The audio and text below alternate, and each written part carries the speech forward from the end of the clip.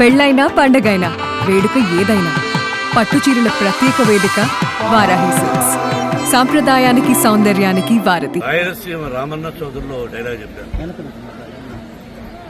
నిన్న జరిగింది మర్చిపోను, నేడు జరగాల్సింది వాయిదా వేయను, రేపటి గురించి ఆలోచించను. కానీ గతం గతం, నిన్న జరిగింది మర్చిపోవాలి, ఈరోజు ఏం చేయాలనుకోవాలి, రేపు ఇంతకంటే మంచి పనులు ఏం చేయాలని ఆలోచించుకోవాలి. సంక్రాంతి శుభాకాంక్షలు. నన్ను అడిగితే మా గురువు దాసనారాయణ గారు చెప్పినట్టు, అన్నయ్య చెప్పినట్టు, నందమూరి తారక రామారావు గారు, అంటే మనం చేస్తున్న వృత్తి సినిమా రంగం. మనం సినిమా ఫినిష్ చేసి రిలీజ్ చేస్తాం.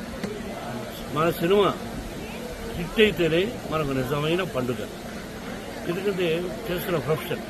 అలాగే ఇక్కడ సంక్రాంతి అంటే రైతు భారతదేశానికి వెన్నెముక. రైతు బాగుంటేనే మన అందరం బాగుంటుంది. ఇంతకుముందు స్టూడెంట్స్ అక్కడ సెలబ్రేట్ చేస్తూ ఒక దోశని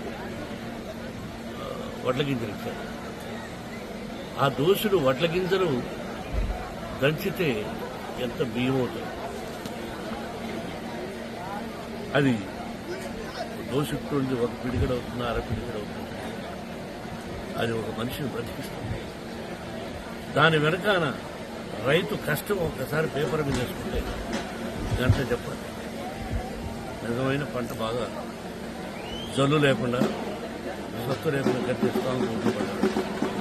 కాబట్టి రైతు భారతదేశానికి వెన్నెముక. ఇది మనందరికీ పండుగ, సంక్రాంతి పండుగ.